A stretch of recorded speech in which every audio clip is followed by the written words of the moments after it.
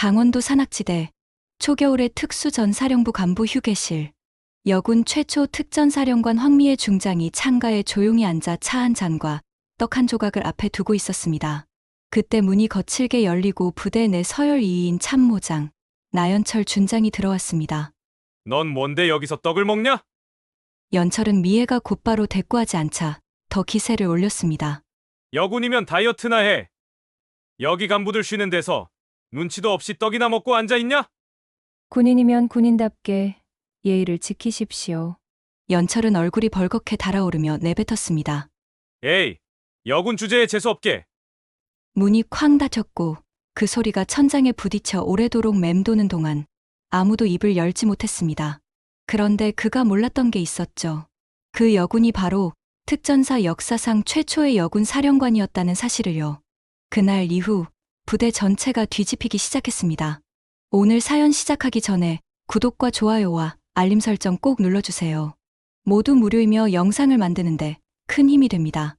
초겨울 문턱에 들어선 강원도 산악지대는 새벽부터 공기가 달랐습니다. 특수전 사령부가 자리한 산기슭은 늘 그렇듯 차갑고 날카로운 바람에 감싸여 있었지만 그날만큼은 그 바람마저도 어딘가 긴장한 듯 느껴졌습니다.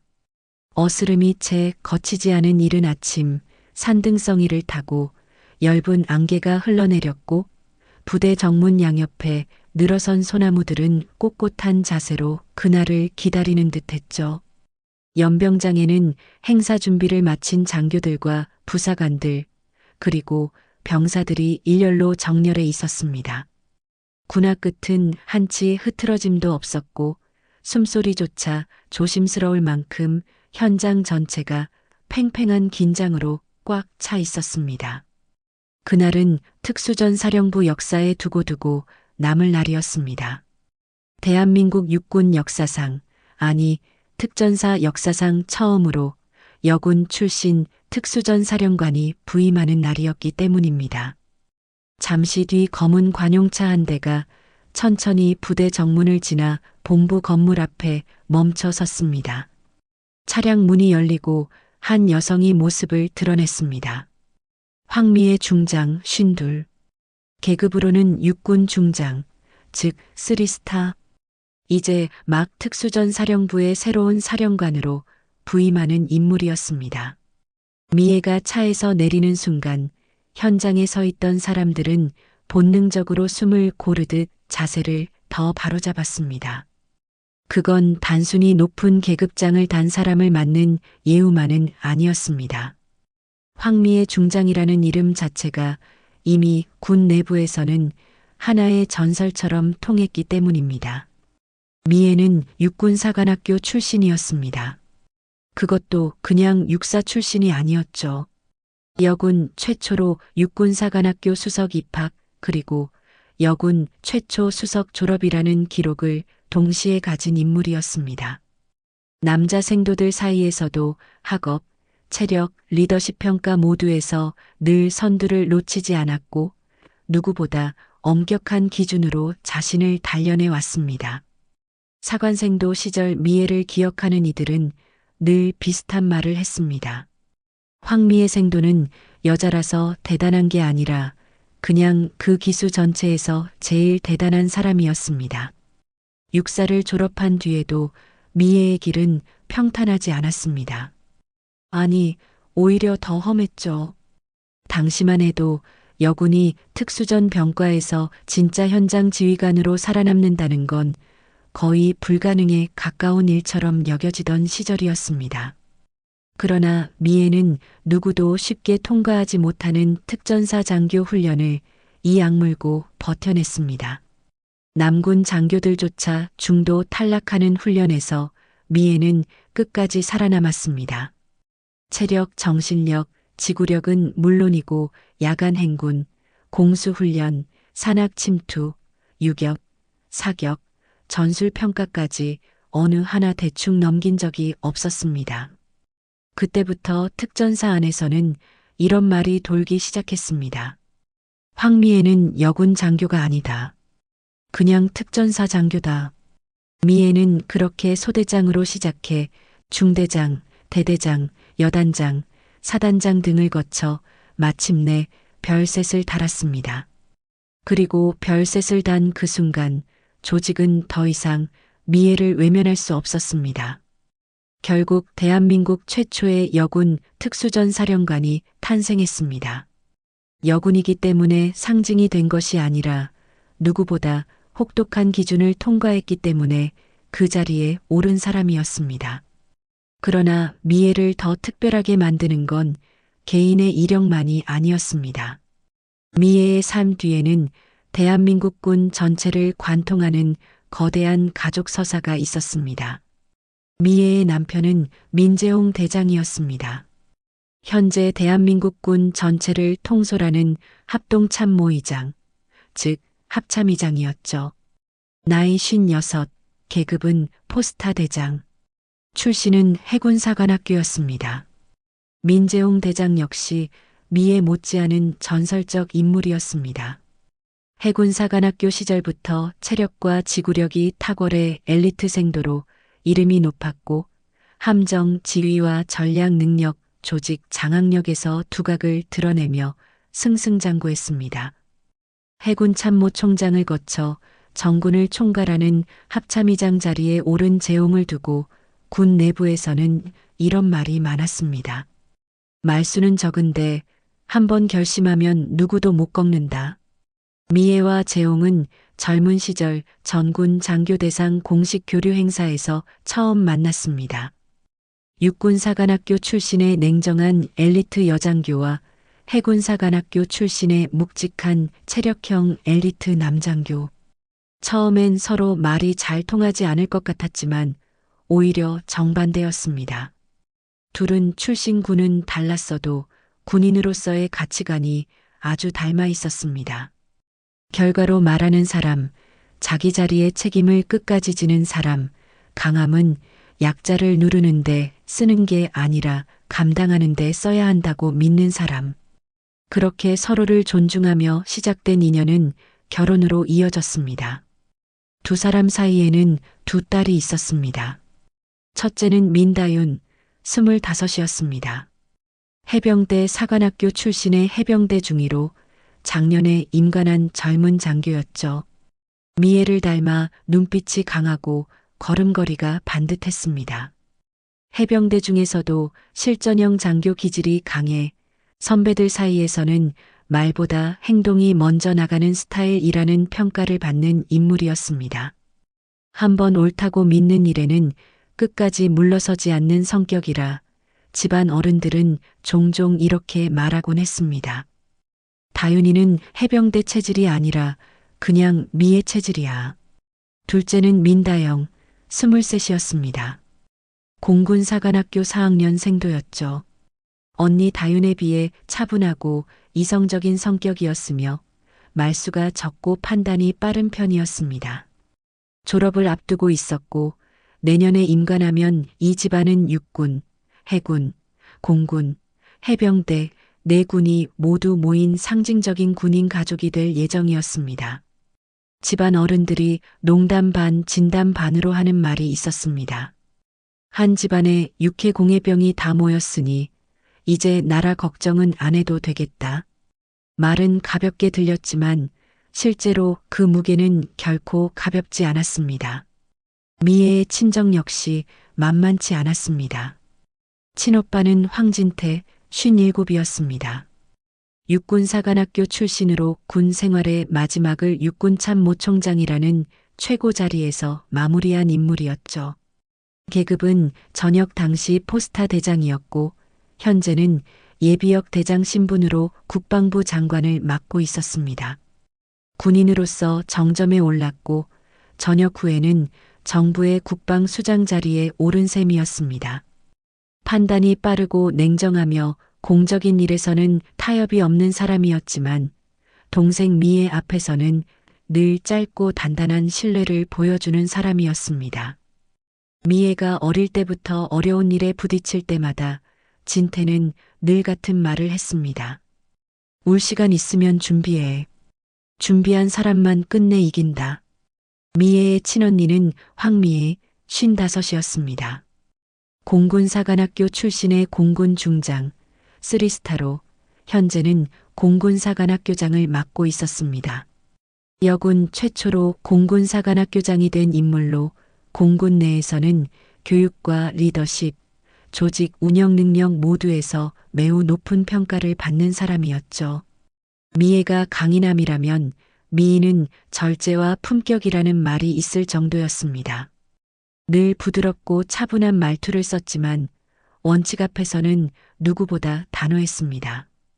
미애의 시댁 쪽도 거의 군의 축소판이나 다름없었습니다. 재홍의 친남 동생은 민서홍, 54이었습니다. 해군사관학교 출신의 해군대장, 포스타였죠. 현재는 형 재홍의 뒤를 이어 해군참모총장을 맡고 있었습니다. 형은 합참의장, 동생은 해군참모총장. 군 안에서는 이 형제를 두고 형제 둘이 바다를 나눠 가졌다는 말까지 돌았습니다. 서홍은 형보다 더 말수가 적고 계산이 빠른 전략형 인물로 알려져 있었습니다. 재홍의 여동생은 민주란, 51살이었습니다. 해병대 사관학교 출신의 해병대 소장, 투스타였죠.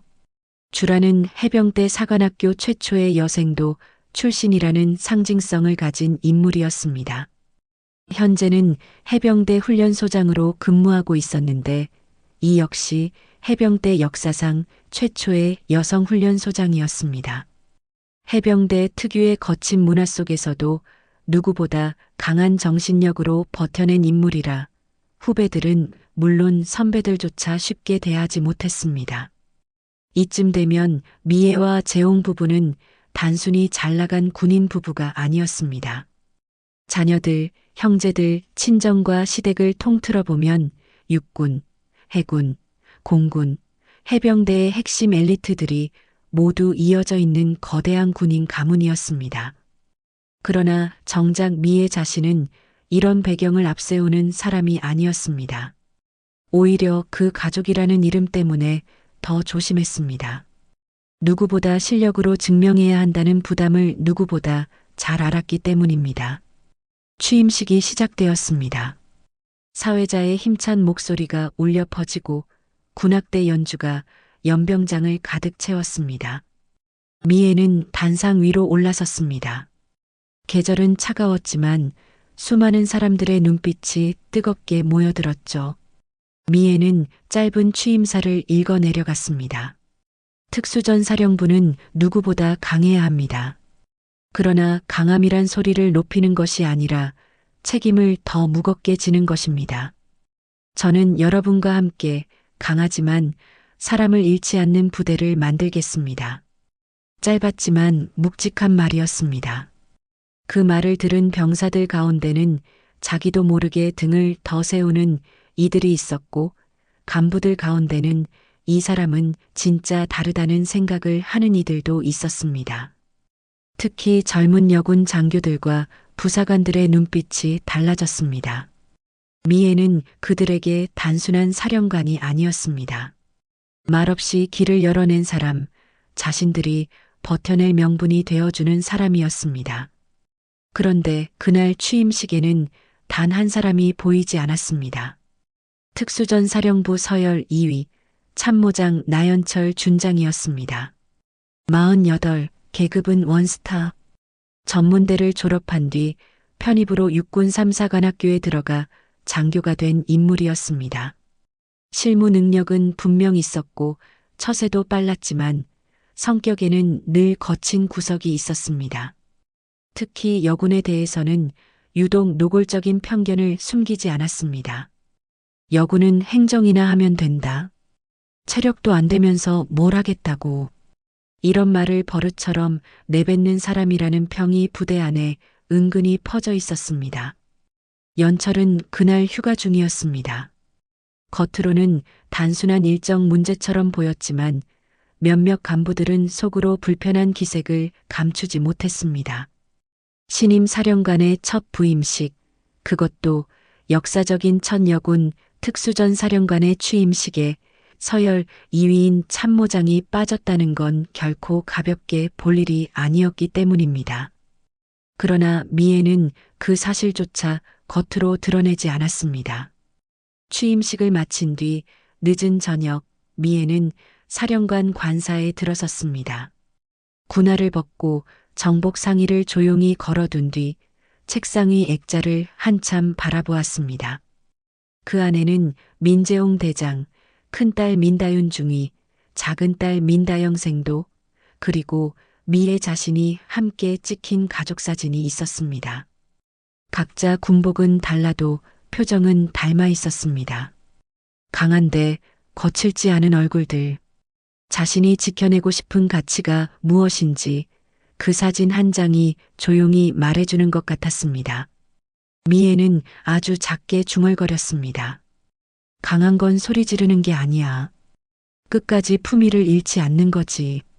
창밖으로는 특전사 야간 경계 등이 희미하게 반짝이고 있었습니다. 부대는 고요했고 모든 것이 이제 막 시작되는 듯 보였습니다. 그러나 그 고요 아래에서는 아직 아무도 모르는 불편한 균열 하나가 서서히 움직이고 있었습니다.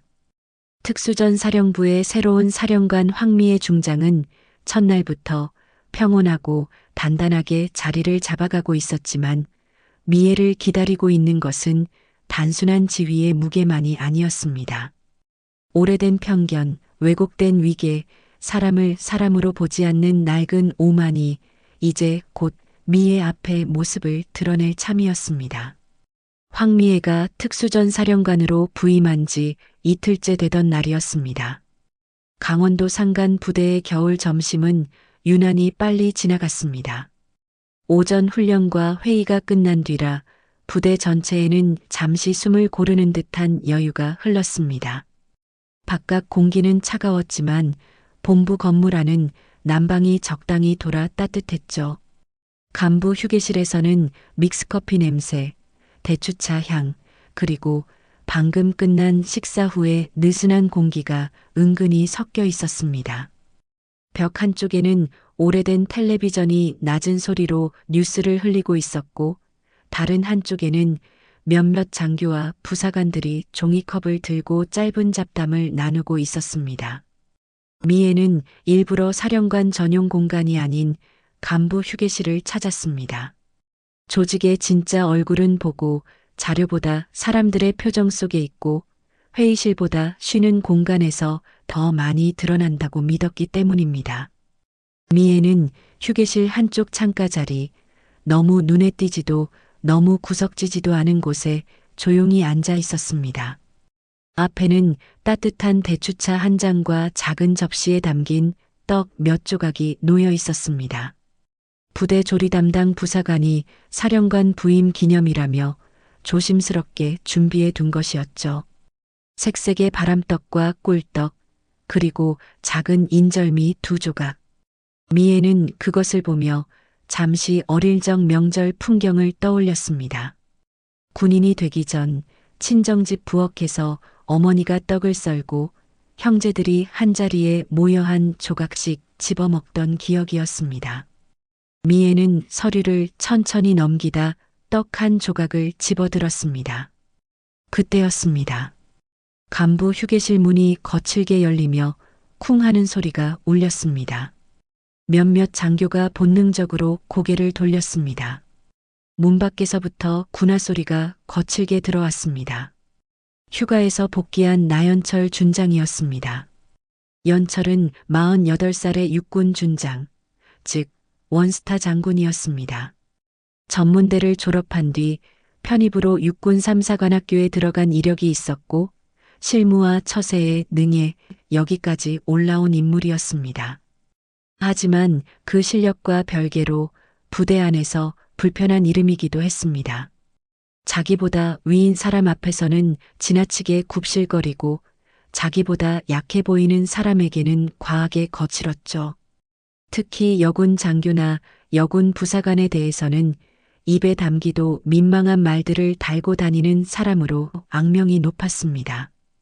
취임식에 참석하지 못한 탓에 신임 사령관의 얼굴을 제대로 보지 못했던 연철은 간부 휴게실에 들어서자마자 익숙한 습관처럼 내부를 훑었습니다.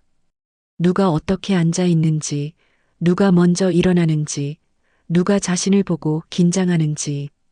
그는 늘 그런 식으로 분위기를 장악해 왔습니다.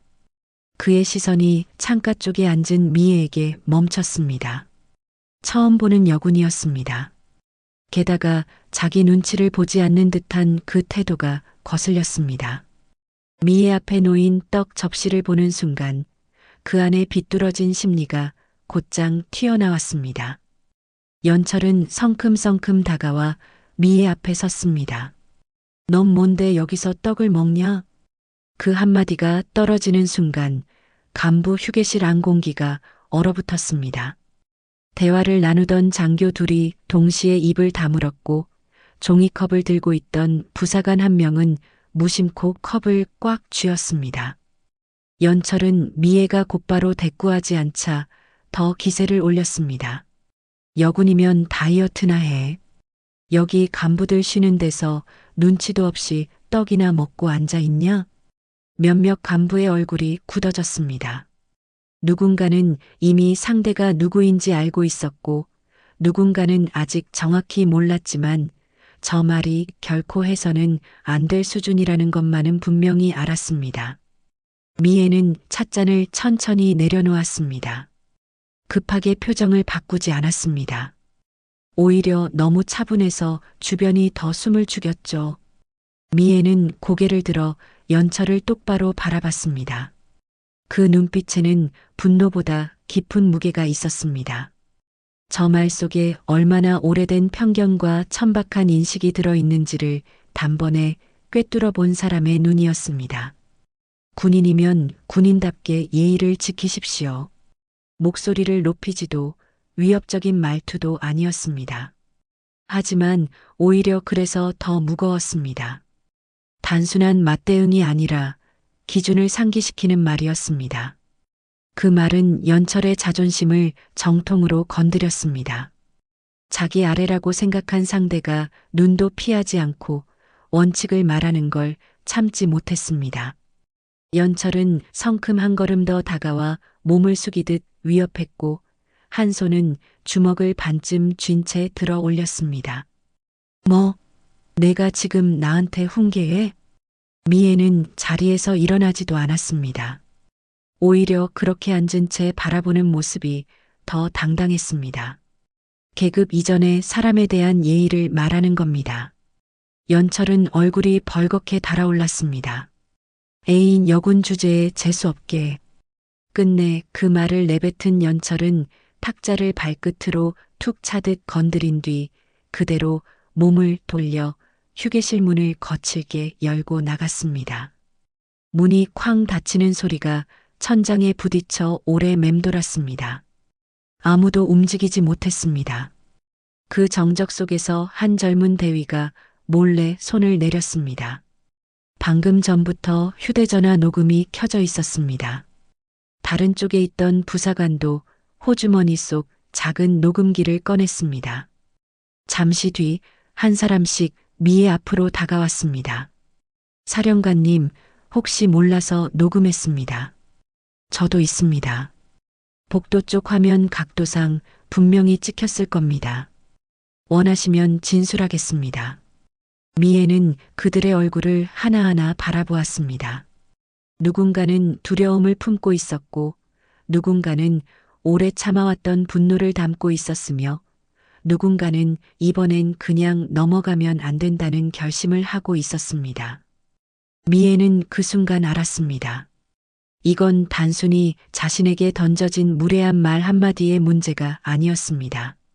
오랫동안 누군가는 참아왔고 누군가는 넘어가며 살아남아야 했고 누군가는 군대는 원래 그렇다는 말에 상처를 삼켜온 문제였습니다. 미애는 녹음기를 건네받으며 낮고 단단하게 말했습니다. 수고했다. 오늘 일은 내가 정식으로 처리하겠다. 그날 오후 특수전 사령관 집무실에는 평소보다 더 늦게까지 불이 꺼지지 않았습니다. 그리고 바로 그 순간부터 황미애 중장의 특수전 사령관 생활은 단순한 지휘가 아니라 오래된 편견과 맞서는 전쟁으로 바뀌기 시작했습니다. 미애는 사건 직후 곧장 분노를 터뜨리지 않았습니다. 감정은 분명히 느끼되 행동은 원칙으로 결정하는 사람. 특전사 훈련을 받을 때도 진급심사에서 자신보다 실적이 부족한 남군이 먼저 발탁되는 모습을 볼 때도 여군이 여기까지 오겠냐는 비아냥을 들을 때도 미애는 즉각적인 폭발 대신 결국 증거와 성과로 상대를 이겨왔습니다. 그래서 그날 저녁 미애가 가장 먼저 한 일은 화풀이가 아니라 정리였습니다. 사령관 집무실 안에는 차가운 형광등 불빛이 길게 드리워져 있었습니다. 벽에 걸린 특수전 사령부 휘장은 묵직했고 바깥 복도는 이미 조용해졌지만 집무실 안공기만은 팽팽하게 긴장돼 있었습니다. 미애는 감찰실장과 보안 담당 장교 그리고 행정보좌관을 차례로 불렀습니다. 휴게실 및 복도 화면 원본 확보하십시오. 편집본 말고 저장 서버 원본으로. 예, 사령관님. 현장에 있던 간부들 진술은 강요하지 말고 자발적 제출로 받으세요. 대신 파일 진위와 시간 기록은 정확히 맞추십시오. 알겠습니다. 이 사안은 감정 문제가 아닙니다. 군 기강과 인권, 지휘 자격의 문제로 다루겠습니다. 그녀의 말은 명확했습니다. 누구도 토를 달지 못했습니다. 1시간쯤 지나자 영상과 음성 자료가 차례로 모였습니다. 화면에는 모든 것이 또렷하게 찍혀 있었습니다. 연철이 문을 열고 들어오는 모습, 미애 쪽으로 다가가는 움직임, 손을 치켜들며 윽박지르는 몸짓, 그리고 마지막에 여군 주제에 재수없게라고 말하며 나가는 장면까지. 현장에 있던 장교와 부사관들이 제출한 녹음 파일도 선명했습니다. 나연철 준장의 비하 발언은 너무나 또렷하게 남아 있었습니다. 미애는 의자에 앉아 그 영상을 끝까지 보았습니다. 보는 동안 표정은 거의 변하지 않았습니다. 그러나 손끝은 아주 약하게 굳어 있었습니다. 분노 때문이었다기보다 피로와 허탈감 때문이었습니다. 여군 최초 특수전 사령관이라는 상징적 자리에 앉아 있는 자신조차 저런 말을 듣는다면 이름도 덜 알려진 젊은 여군 장교들과 부사관들은 얼마나 더 많은 일을 견뎌왔을까? 그 생각이 미애를 더 무겁게 짓눌렀습니다. 영상이 끝나자 감찰실장이 조심스럽게 말했습니다. 사령관님 평소에도 참모장 관련 불만 제보가 없었던 건 아닙니다.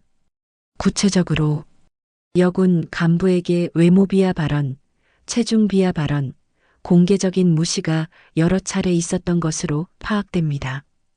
다만 대부분 문제를 키우기 싫어 정식 보고까지는 가지 않았습니다. 왜 보고하지 않았습니까? 참모장이니까요. 그 한마디가 군 조직의 현실을 다 말해주고 있었습니다. 사람들이 참고 삼키고 버티는 이유. 잘못한 사람이 아니라 문제를 제기한 사람이 불이익을 받을까 두려운 구조. 미애는 아주 천천히 고개를 끄덕였습니다. 그날 밤 미애는 몇 통의 전화를 했습니다. 첫 번째 전화는 친오빠 황진태 국방부 장관에게 걸었습니다. 진태는 여동생이 전화를 걸어오자마자 뭔가 심상치 않다는 걸 눈치챘습니다. 미애는 원래 사사로운 감정으로 가족에게 연락할 사람이 아니었습니다. 그런 미애가 직접 전화를 걸어 사건을 설명한다는 건 이미 개인선에서 넘길 사안이 아니라는 뜻이었습니다. 오빠, 오늘 부대에서 일이 있었어. 무슨 일이냐? 참모장이 간부 휴게실에서 나를 몰라보고 막말을 했어. 여군이면 다이어트나 하라고. 위협적인 행동도 있었고 증거는 확보했어. 전화기 너머로 잠시 숨소리만 들렸습니다. 진태의 목소리는 낮고 단단했습니다. 증거는 확실하냐? 화면 원본과 녹취 다 있다. 좋다. 그럼 이건 단순한 사과로 끝낼 일이 아니다.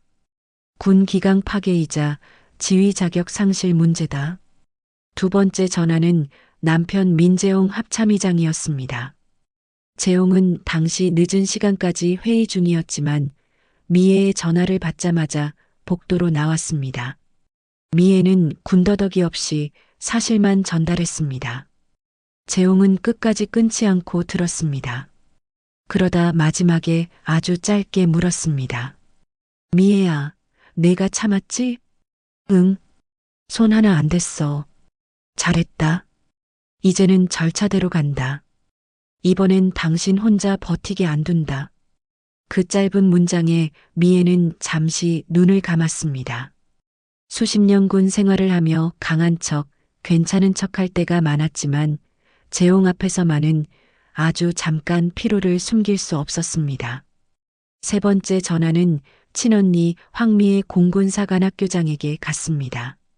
미희는 평소 온화한 말투를 가진 사람이었지만 동생이 당한 일을 듣는 동안은 거의 말을 하지 않았습니다. 다 듣고 나서 겨우 한마디 했습니다. 끝까지 가자. 이런 건 누군가가 반드시 끊어야 해. 네 번째는 민서홍 해군참모총장, 다섯 번째는 민주란 해병대 훈련소장이었습니다. 주란은 듣자마자 목소리를 높였습니다. 뭐, 떡 먹는 걸 갖고 그딴 말을 해? 그것도 장군이? 주란아, 감정 먼저 앞세우지 마. 알아. 근데 이건 정말 사람 됨됨이 문제야. 미애는 마지막으로 두 딸에게도 사실을 전했습니다. 첫째 딸 민다윤 중위는 전화를 받자마자 분노를 감추지 못했습니다. 엄마한테 그랬다고요? 진짜요? 응. 그 사람이 아직도 군복을 입고 있다는 게 더 화나요. 다윤아, 군인은 감정으로 싸우면 안 된다. 절차로 이겨야 해. 알겠습니다. 그래도 이번엔 꼭 끝까지 가세요. 엄마가 아니면 또 다들 참을 거예요. 둘째 민다영 생도는 한동안 말을 잇지 못했습니다. 그리고 아주 조용히 말했습니다. 엄마 나 내년에 장교되면 절대 저런 장교 안 될 거야. 그 말을 듣는 순간 미애는 가슴 어딘가가 저릿했습니다. 자신이 겪은 모욕이 아프지 않은 건 아니었지만 그것보다 더 큰 것은 다음 세대 앞에서 무엇을 남길지에 대한 책임이었습니다.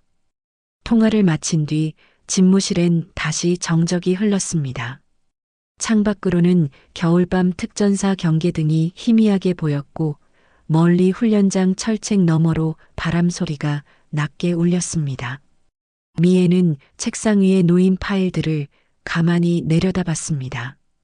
단순한 말실수로 넘기기엔 너무 오래된 문제였고 개인적인 굴욕으로 삼키기엔 너무 많은 사람들이 이 문제와 연결돼 있었습니다.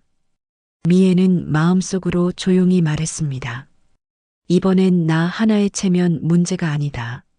내가 여기까지 올라온 이유를 증명해야 할 때다. 그리고 그 순간부터 황미애 3스타 중장은 단순한 피해자가 아니라 조직의 병을 드러내고 잘라낼 지휘관으로 움직이기 시작했습니다. 다음 날 아침 특수전 사령부는 평소와 다른 공기로 하루를 맞았습니다.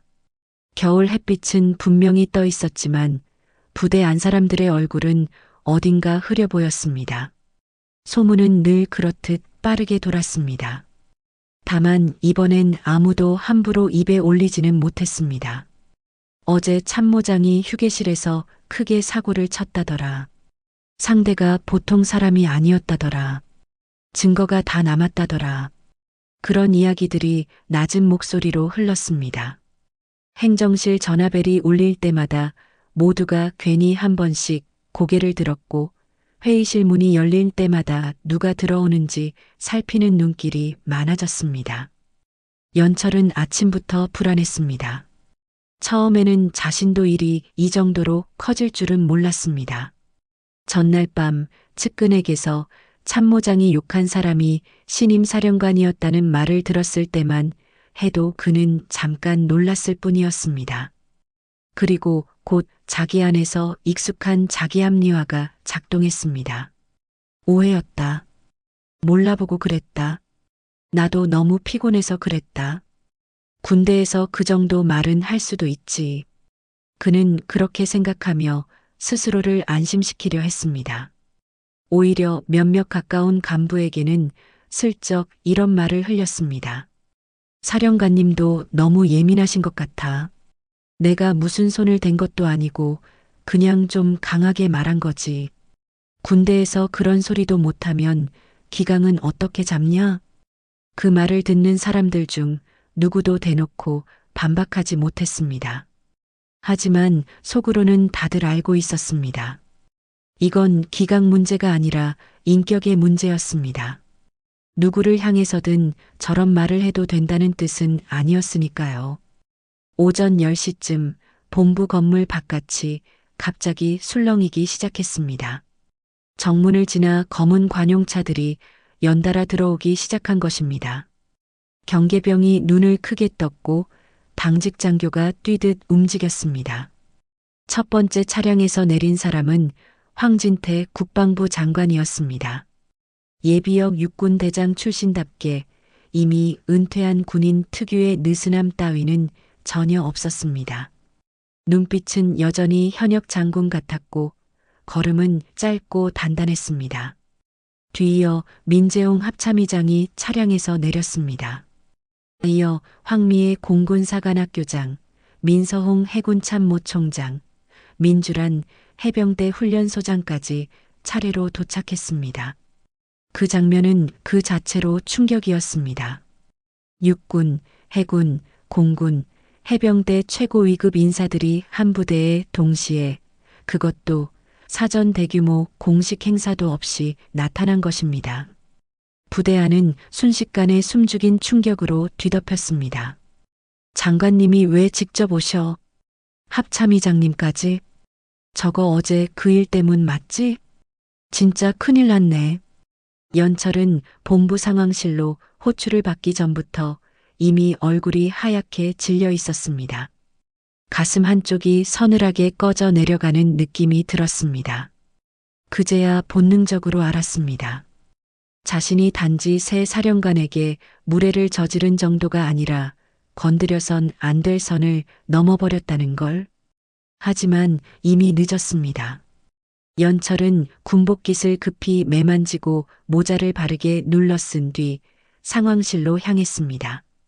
걸음을 옮기면서도 머릿속은 끊임없이 계산했습니다.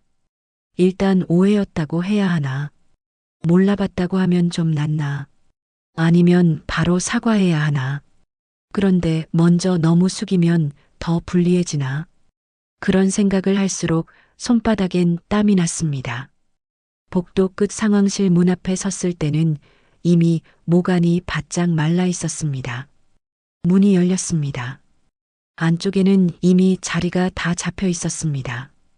정면 중앙에는 황진태 국방부 장관이 앉아 있었고 그 오른편에는 황미애 중장, 왼편에는 민재용 합참의장이 있었습니다. 그 옆으로 황미애 공군사관학교장, 민서홍 해군참모총장, 민주란 해병대 훈련소장이 차례로 자리하고 있었습니다. 계급장과 직책을 넘어 대한민국 각 군의 상징 같은 인물들이 한 번에 한 공간에 모여 있었습니다. 연철은 순간적으로 다리에 힘이 빠졌습니다. 그래도 군인으로서 자동적으로 거수 경례를 했습니다. 하지만 목소리는 평소처럼 힘있게 나오지 않았습니다. 갈라지고 떨렸습니다. 진태는 그의 경례를 받으며 차갑게 말했습니다. 나연철 준장, 앉지 마라. 그대로 서 있어. 짧은 말이었지만 그 안에는 이미 심판의 무게가 실려 있었습니다. 잠시 침묵이 흐른 뒤 진태가 물었습니다. 어제 간부 휴게실에서 황미애 중장에게 어떤 발언을 했나? 연철은 본능적으로 몸을 바로 세웠지만 입술이 잘 떨어지지 않았습니다. 장관님, 약간의 오해가 있었습니다.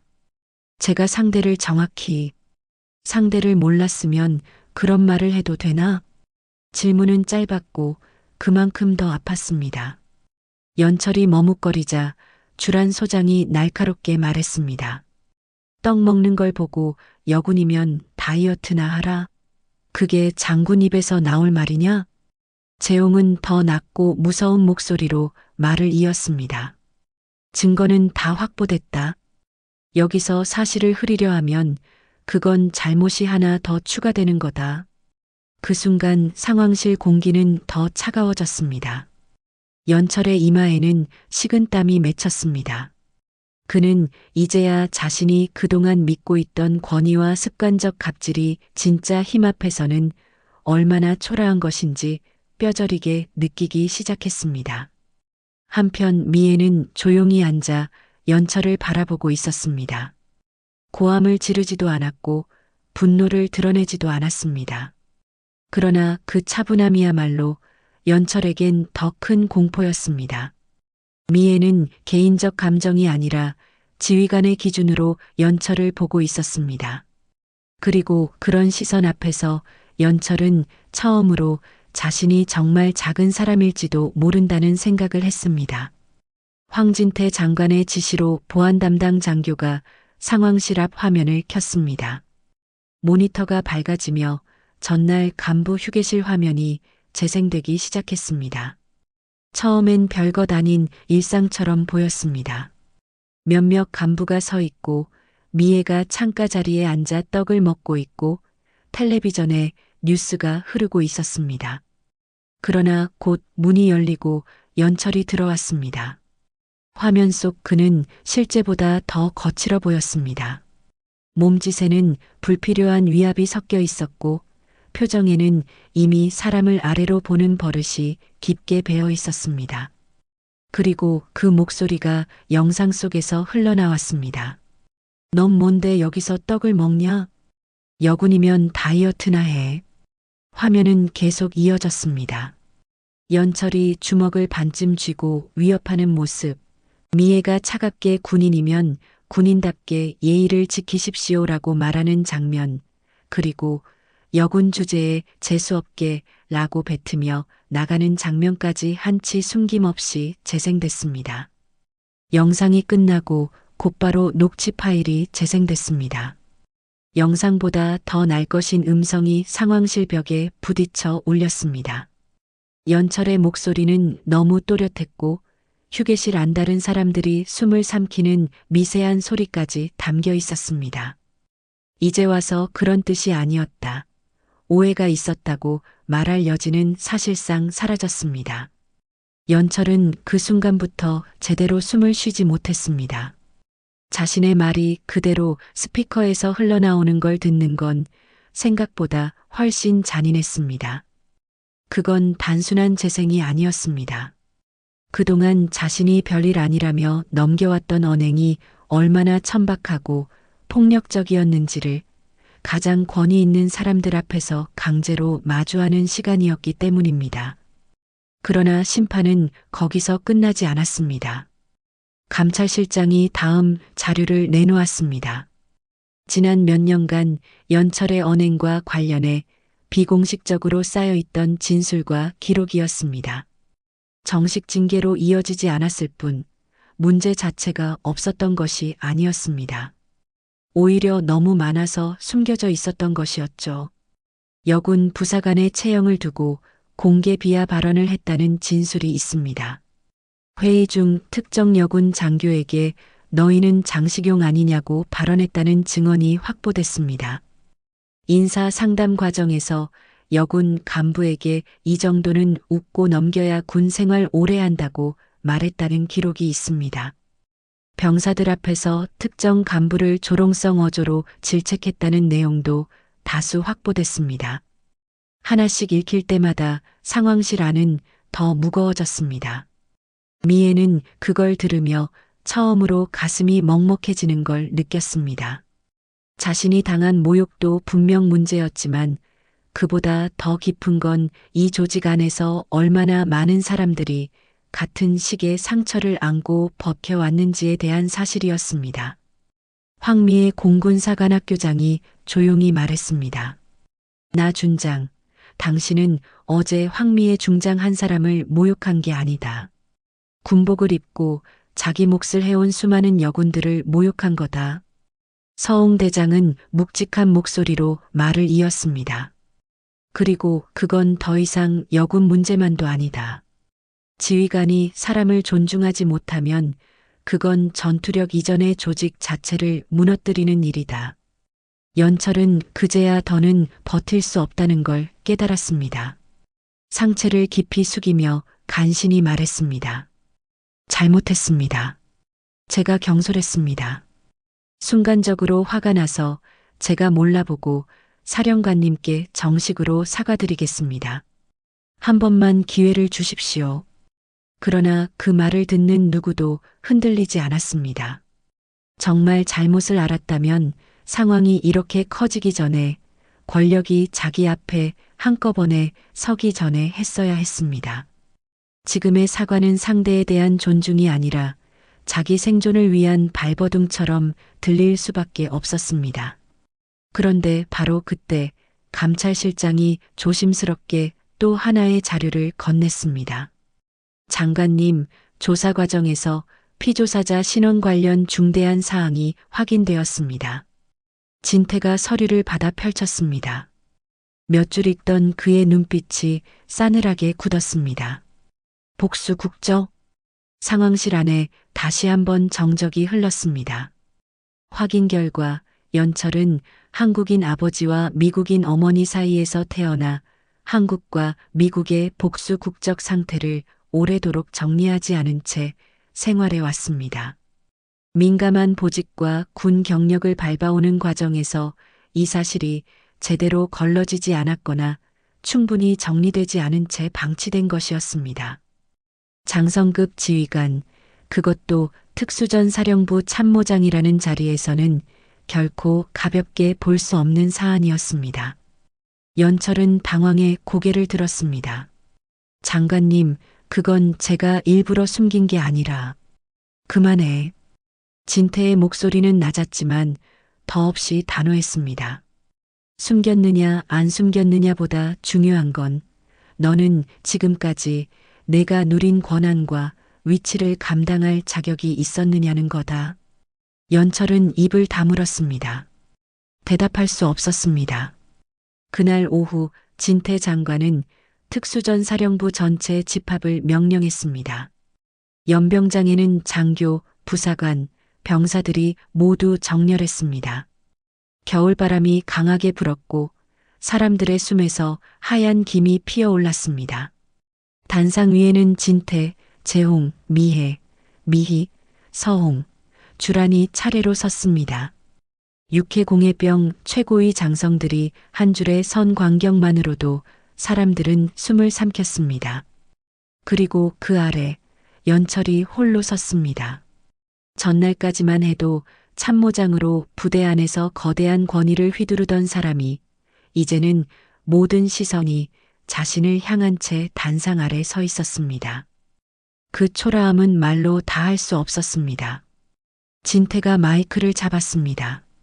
오늘 이 자리는 단순히 한 사람을 혼내기 위한 자리가 아니다. 연병장은 숨을 죽였습니다. 군이라는 조직은 강해야 한다. 그러나 그 강함이 사람을 모욕하고 약한 사람을 깔보는 데 쓰이는 순간 그건 강함이 아니라 썩은 권력이다. 그의 목소리는 차갑고 또렷했습니다. 나연철 준장은 상관에 대한 무례 이전에 군인으로서의 기본 예의와 지휘관으로서의 자격을 상실했다. 이에 나는 국방부 장관의 권한으로 나연철 준장을 이 시각부로 특수전 사령부 참모장 보직에서 해임하고 강제 전역 조치한다. 순간 연병장 전체가 무겁게 흔들리는 듯 했습니다. 어떤 병사는 자기도 모르게 눈을 크게 떴고 어떤 간부는 입술을 굳게 다물었습니다. 하지만 진짜로 가슴을 치고 들어온 건 그 다음 말이었습니다. 진태는 잠시 멈춘 뒤 말했습니다.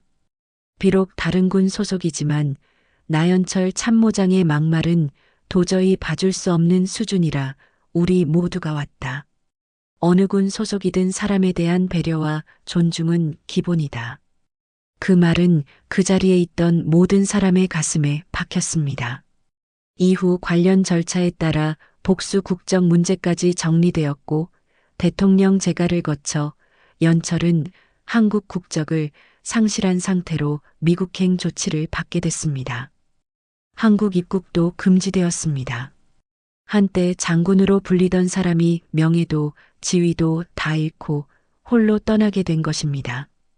그날 해가 저물 무렵 특수전 사령부 안누구도 평소처럼 퇴근 준비를 하지 못했습니다.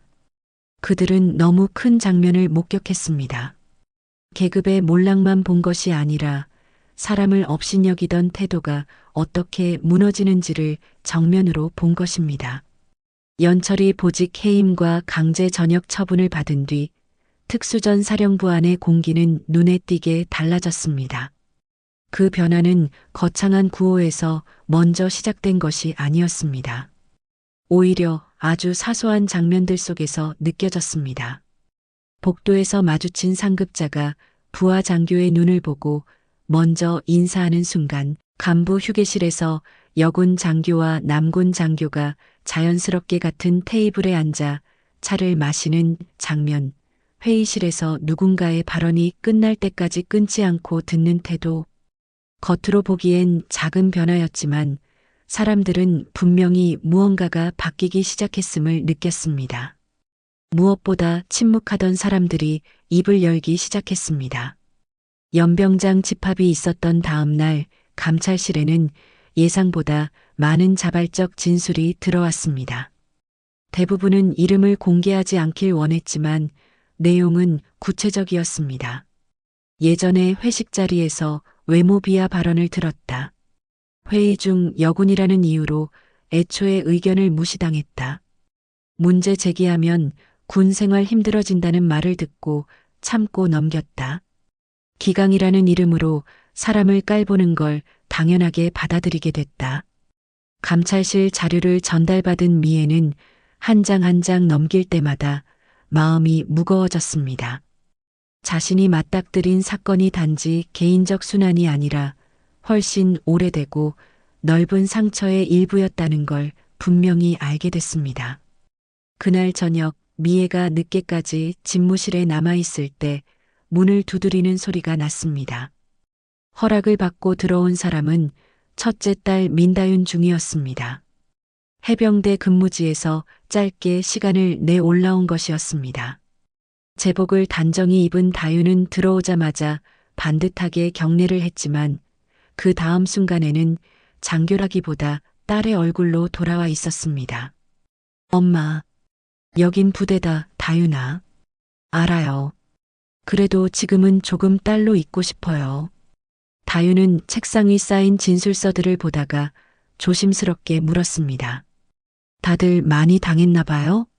생각보다 많더라. 엄마가 아니었으면 계속 묻혔겠네요. 그 말은 미애의 가슴을 깊이 찔렀습니다.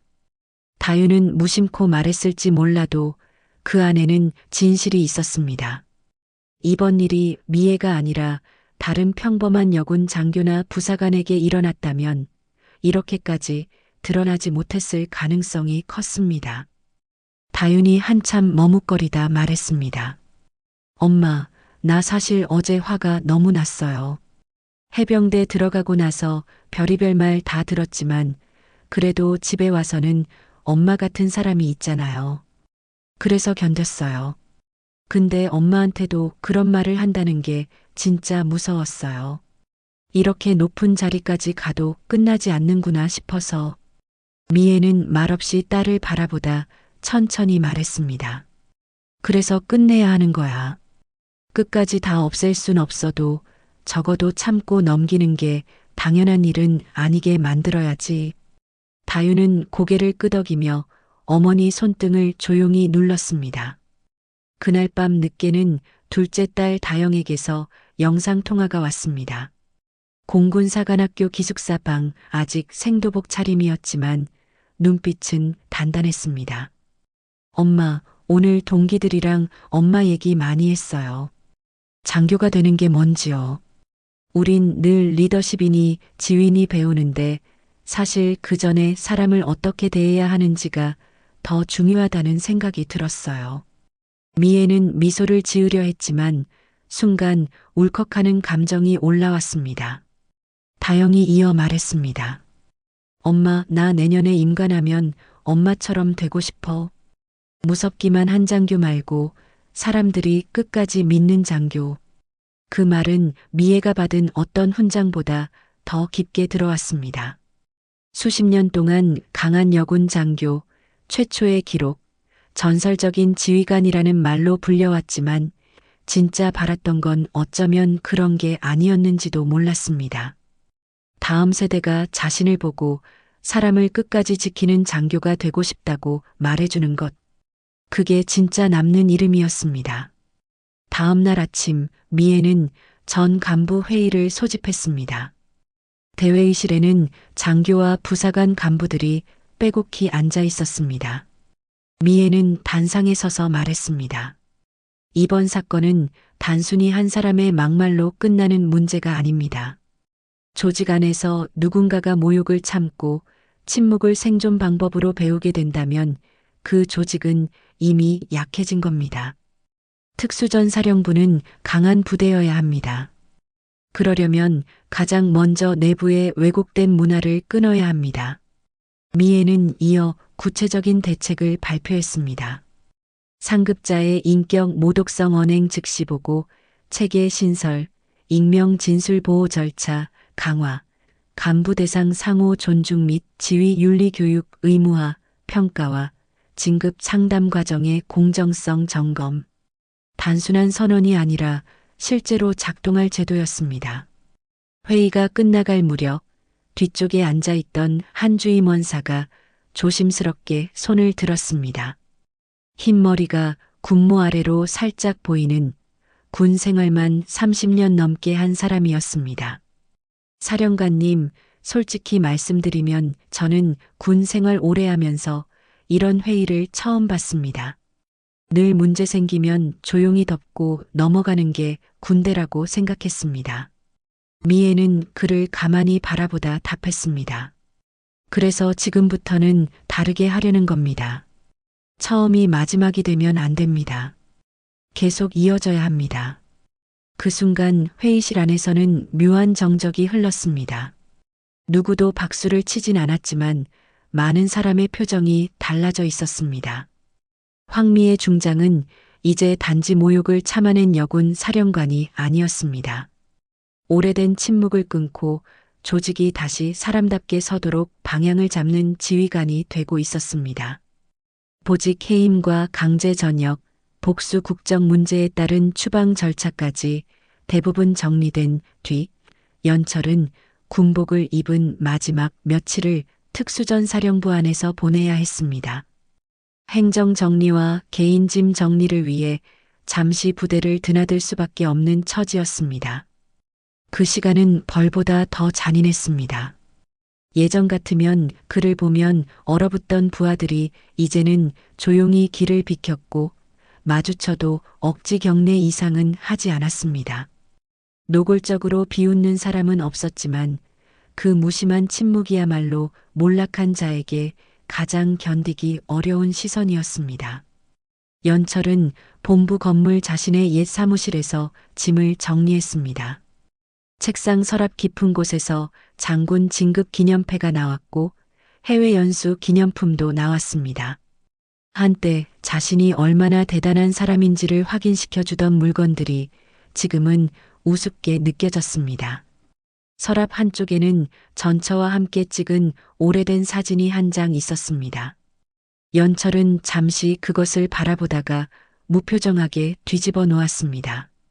5년 전 이혼한 뒤로 더 거칠어졌고 더 쉽게 사람을 몰아붙였으며 더 자주 자기보다 약한 상대를 깔보며 우월감을 확인하려 했습니다. 그때는 그게 힘이라고 믿었습니다. 그러나 이제와 돌아보면 그건 힘이 아니라 비어있는 속을 감추는 습관 같은 것이었습니다. 짐을 박스에 담아들고 복도로 나온 순간 연철은 멀리서 걸어오는 황미의 중장을 봤습니다. 복도는 오후 햇살이 비스듬히 들어와 조용히 밝아 있었습니다. 인적은 드물었고 수행 장교도 없었습니다. 미애는 평소처럼 단정한 군복 차림이었고 발걸음은 흔들림이 없었습니다. 연철은 그 자리에 얼어붙듯 멈췄습니다. 변명할 말들이 머릿속에 있었습니다. 몰라봤다고, 순간 화가 났다고, 자신도 압박이 심했다고. 하지만 막상 미애가 눈앞에 오자 그런 말들이 모두 구차하게 느껴졌습니다. 미애는 아무 말 없이 그를 바라보고 있었습니다. 분노도 조롱도 없는 얼굴이었습니다. 그 차분함이 오히려 더 견디기 힘들었습니다. 연철이 먼저 입을 열었습니다. 사령관님, 아니, 황 중장님. 마지막으로 사과드리고 싶습니다. 미애는 곧바로 답하지 않았습니다. 그를 잠시 바라보다가 조용히 물었습니다. 왜 지금 사과합니까? 그 질문은 단순했지만 연철의 숨을 막히게 만들었습니다. 정말 미안해서인가? 아니면 너무 많은 것을 잃었고 이제라도 뭔가를 주워 담아보고 싶어서인가? 그는 대답을 하지 못했습니다. 그 질문에 정직하게 답하는 순간 자신의 사과가 얼마나 늦고 얼마나 자기중심적인지 드러날 테니까요. 연철은 겨우 입을 열었습니다. 제가 선을 넘었습니다. 미애가 다시 물었습니다. 그걸 어제 알았습니까? 아니면 다 무너진 뒤에 알았습니까? 연철은 고개를 들지 못했습니다. 복도에는 잠시 정적이 흘렀습니다. 미애는 차갑지만 또렷하게 말했습니다. 당신은 나를 모욕한 게 아닙니다. 계급이 낮아 보이면 함부로 대해도 된다고 생각했고, 여자면 더 쉽게 깔봐도 된다고 생각했고, 자기보다 약해 보이면 위압으로 눌러도 된다고 생각했습니다. 그러니 당신이 모욕한 건 나 개인이 아니라 당신 손 아래 있다고 여겨지는 모든 사람이었습니다. 연철은 입술을 깨물었습니다. 그 말이 너무 정확해서 더 아팠습니다. 평생 자신을 실무형, 강단 있는 지휘관이라고 포장해 왔지만 사실은 사람을 존중하지 못하는 습관을 권위로 착각해 왔던 것이었습니다. 미애는 한 걸음 더 가까이 다가가지도 목소리를 높이지도 않았습니다. 그냥 있는 자리에서 마지막 말을 건넸습니다. 특전사는 강한 부대입니다. 하지만 진짜 강한 사람은 떡 먹는 사람한테 고함치지 않습니다. 자기보다 약해 보이는 사람한테 주먹을 들지도 않습니다. 당신은 강한 척했을 뿐입니다. 그 말은 연철에게 마지막 판결문처럼 들렸습니다. 끝내 아무 대꾸도 하지 못했습니다. 고개를 더 깊이 숙일 뿐이었습니다. 미애가 마지막으로 말했습니다. 가서 처음부터 다시 배우십시오. 계급보다 먼저 사람을 보는 법을. 미애는 더 말을 잇지 않고 연철을 지나쳐 걸어갔습니다. 복도 끝으로 멀어져가는 뒷모습을 보며 연철은 처음으로 자신이 완전히 패배했다는 걸 실감했습니다. 계급에서 졌기 때문이 아니었습니다. 사람됨에서 졌기 때문이었습니다. 며칠 뒤 연철은 한국을 떠났습니다. 한때 장군 전용 의정과 차량, 경례를 받으며 살던 사람이 이제는 작은 짐가방 몇 개와 군 생활 동안 모은 돈만 챙겨 홀로 공항 출국장 줄에 서 있었습니다. 누구 하나 배웅하는 사람이 없었습니다. 전처와는 오래전에 끊겼고 자녀도 없었습니다. 평생 쌓아 올렸다고 믿은 것은 끝내 사람을 남기지 못했습니다. 비행기를 기다리며 공항 의자에 앉은 연철은 잠시 손을 내려다봤습니다. 그 손은 한때 부하들에게 손가락질하던 손이었고 위협적으로 주먹을 들어 올리던 손이었지만 이제는 잡을 것도 붙잡을 것도 없는 손이 되어 있었습니다. 처음으로 아주 짧게 생각했습니다. 내가 대체 뭘 그렇게 지키려고 했던 거지. 하지만 이미 모든 건 늦었습니다. 후회는 있어도 돌이킬 길은 없었습니다. 반면 특수전 사령부 안에서는 사람들의 시선이 분명히 달라지고 있었습니다. 간부 휴게실에서는 예전 같으면 어색했을 대화들이 조금씩 자연스러워졌습니다. 사령관님, 그날 일부러 안 뒤집으신 거겠지? 그러니까 더 무섭지. 힘 있는 사람이 감정으로 안 가고 절차로 끝냈잖아. 그래서 더 존경스러워. 그 말들은 작게, 그러나 오래 남는 방식으로 퍼져갔습니다. 황미의 중장은 단순히 참교육을 한 사람이 아니라 권력을 어떻게 품위 있게 써야 하는지를 보여준 지휘관으로 남기 시작했습니다. 모든 일이 정리된 뒤 미애와 재홍 부부의 집에는 오랜만에 가족들이 한자리에 모였습니다. 겨울이 조금 누그러진 저녁이었습니다. 부엌에서는 따뜻한 국 냄새가 올라왔고 식탁 위에는 한국 가정 특유의 정겨운 음식들이 하나둘 차려졌습니다. 갈비찜, 생선구이, 잡채, 시금치나물, 된장국, 김치, 그리고 가운데에는 보기 좋게 담긴 떡 한 접시가 놓여 있었습니다. 그 떡은 우연이 아니었습니다. 재홍이 일부러 준비하게 한 것이었습니다. 누군가의 모욕 속에 들어있던 떡을 이제는 가족의 웃음과 축복의 상징으로 되돌리고 싶었던 것입니다. 식탁에는 미애, 재홍, 첫째 딸 민다윤 중이, 둘째 딸 민다영 생도뿐 아니라 친정과 시댁 식구들까지 모두 자리했습니다. 황진태 국방부 장관, 황미애 공군사관학교장, 민서홍 해군참모총장, 민주란 해병대 훈련소장, 육군, 해군, 공군, 해병대의 상징 같은 사람들이 한 식탁에 둘러앉은 모습은 마치 나라의 내 군이 가족이라는 울타리 안에서 밥을 나누는 것 같았습니다. 한참 동안 서로의 안부와 근황이 오간 뒤 재홍이 떡 접시를 식탁 가운데로 슬쩍 밀며 말했습니다. 오늘은 미애가 누구 눈치도 안 보고 마음껏 먹어도 되는 날이지. 그 말에 식탁 위로 웃음이 번졌습니다.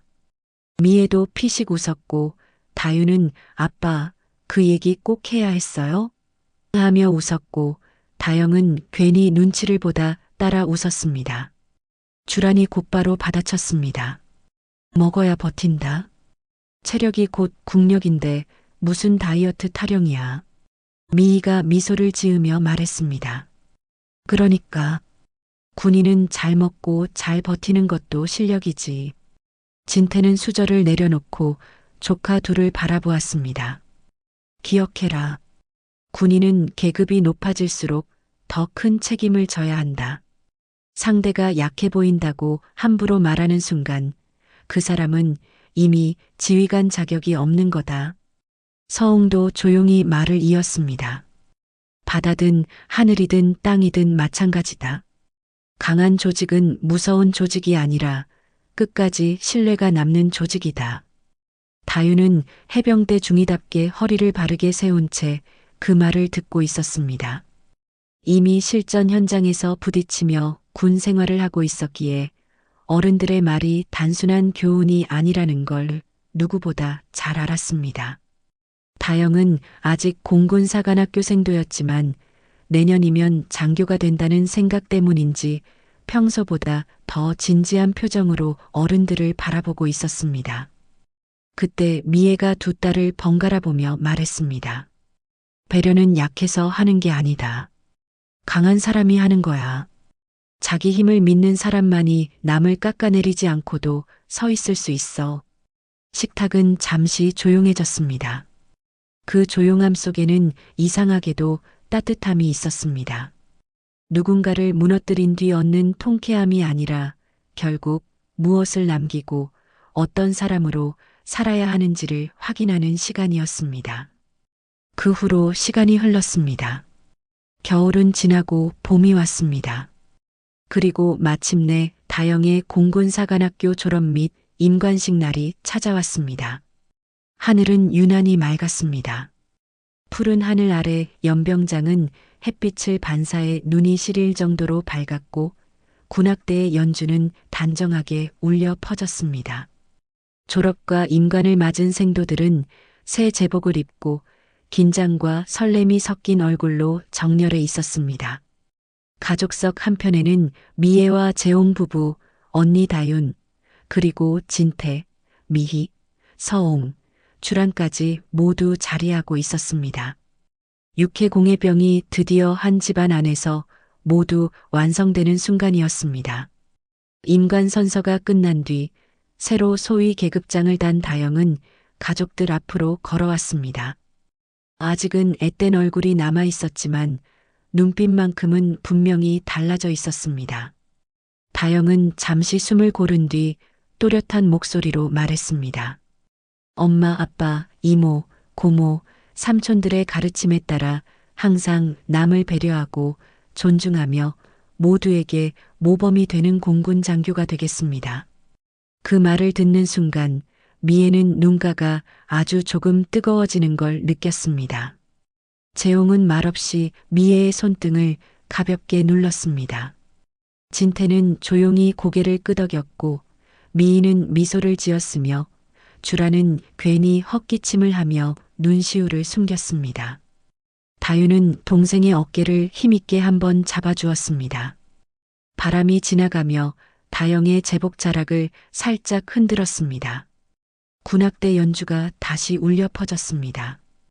햇빛 아래 선 가족들의 실루엣은 어쩐지 한 장의 오래 남을 사진처럼 보였습니다. 그 순간 미애는 마음속으로 조용히 생각했습니다. 그래. 결국 남는 건 계급장이 아니라 태도다. 누구를 어떻게 대했는지, 어떤 기준으로 살았는지, 그게 끝내 사람을 남긴다. 한 사람은 사람을 깔보며 높은 자리에 올랐지만 결국 아무도 곁에 남기지 못했습니다. 다른 사람은 편견과 모욕 속에서도 품위를 잃지 않고 버텼고 결국 가족과 후배들과 조직의 존중을 남겼습니다. 그리고 세상은 늘 오래 버틴 사람보다 바르게 버틴 사람의 이름을 더 오래 기억했습니다. 여러분들 이번 이야기는 어떠셨나요? 가장 인상 깊었던 인물은 누구였나요? 끝까지 품위를 지킨 황미의 사령관의 대응, 여러분은 어떻게 보셨나요? 여러분들의 생각을 댓글로 남겨주세요. 오늘 사연 마음에 드셨다면 다음 사연도 꼭 함께 들어주시면 감사하겠습니다. 오늘 사연 마음에 드신 분들은 구독과 좋아요와 알림 설정도 꼭 눌러주세요. 모두 무료이며 영상을 만드는데 큰 힘이 됩니다. 시청해주셔서 감사합니다.